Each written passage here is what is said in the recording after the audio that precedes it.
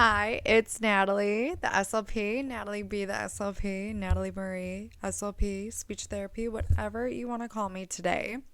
I'm so happy to have you here for this episode. We are going to talk about my favorite tips and tricks to say the R sound. Now, the R sound is like a magical land that most elementary school kids, middle school kids, even some high schoolers and young adults and beyond struggle with. And there are so many different kinds of R's. We have pre-vocalic R that comes before the vowel. So think rabbit. We have vocalic R that is intertwined with the vowel. Think star. That A and R influence each other.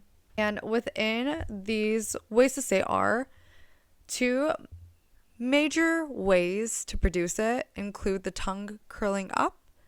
We call it retroflex.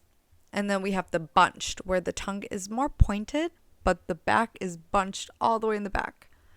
Number one, this is the biggest thing, looking to see if a kid produces R as a W. Because if you're even targeting where their tongue is in the mouth, if it's retroflexed or bunched, that's not going to do anything when you have a kid that keeps on rounding their lips like, wah.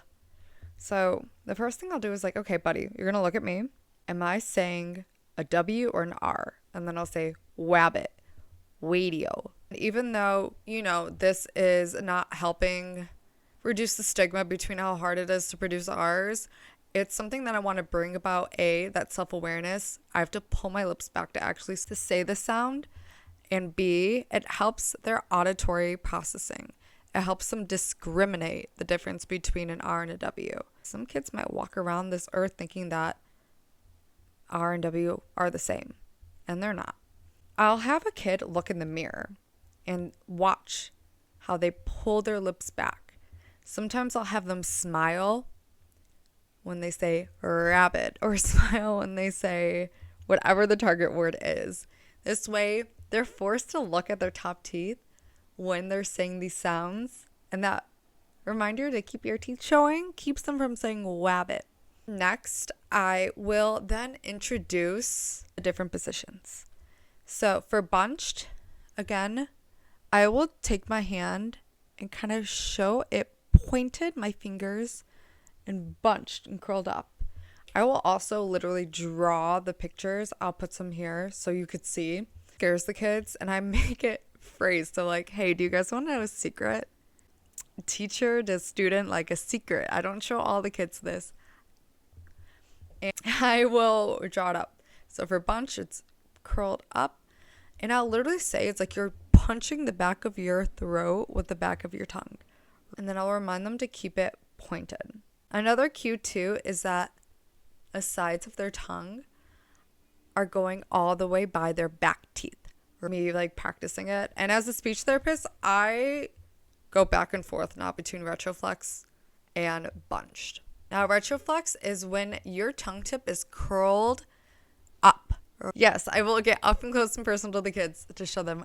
Okay, that was not that cute. With that, I will tell them it's like you are curling your tongue. It's a wave. Retroflex, I feel like I have seen more of, but I've also seen kids produce it as a bunch. I think growing up, I produced it as a bunched R too. With retroflex, I will also tell kids it's like you're trying to tickle the back of your throat.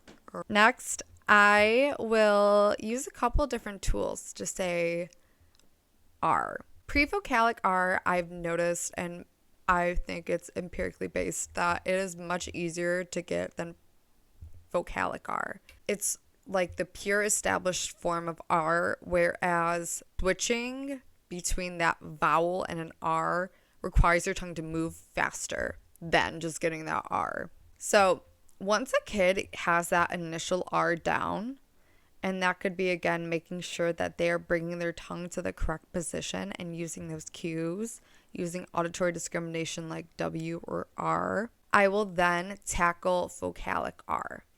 Now, if you notice a kid cannot apply those same tools to vocalic R, for example, they're still saying that wata, their tongue cannot get into that position as quickly as it would at the beginning or in another part of the word. My first thing that I'll introduce is co-articulation. Co-articulation, I like to put a word that ends in R with a word that begins with R. And so an example of that would be saying car red. Really emphasizing the use of that red, that initial R, right after that car. This helps it flow, and that initial R will help prime the R in car to get in that position. With that, over time, you're going to build up that neuromuscular pattern. So we will be able to space apart car red because your brain associates that R in car with that initial R. And so over time, it's going to be like second nature. That kid's going to be able to say car red. And you can do this with all different types of vocalic R's. You could do it with tear red. I have a game that I'm going to pull up to tear red, peer red, hair red. You could go on and so forth. I find that this was a really helpful trick. The next one is a little more natural, and it's something that I've really picked up using more and more. Targeting R in the middle of words. So you still have that co-articulation where it's expecting that R to go into the next pre-vocalic placement. We're putting that heavy emphasis. Think earring, ear-ring. And so it's as if you're separating it in two. Caring. You can even do Mary. And really emphasizing them to bring that R in their placement. Doing this over time again is going to build up that stamina to get that R in the correct production. Again, neuromuscular planning. Another tip is to use K and G. Now, K and G are velar sounds. What that means is they're made in the back of the throat where we want that R, especially for those bunch positions. Ka, ka. It's like punching the back. K. And similarly, it's like priming that R to go flip back. So you can say words like ground or crab. When you emphasize that R right after, it's really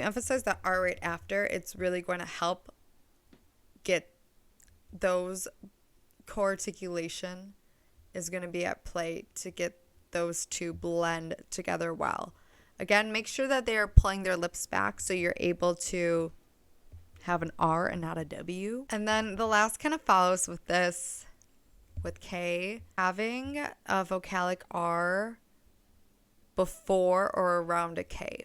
So think work or park or sparkle.